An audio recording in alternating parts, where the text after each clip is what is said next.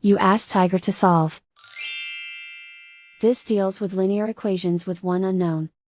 The final result is x equals 15. Let's solve it step by step. Simplify the expression. Group like terms. Multiply the coefficients. Expand the parentheses. Simplify the arithmetic.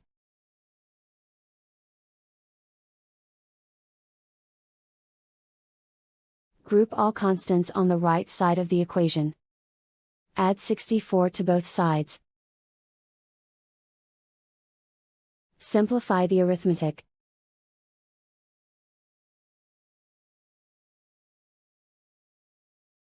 Isolate the x. Divide both sides by 6. Simplify the fraction. Find the greatest common factor of the numerator and denominator. Factor out and cancel the greatest common factor. And so the final result is x equals 15.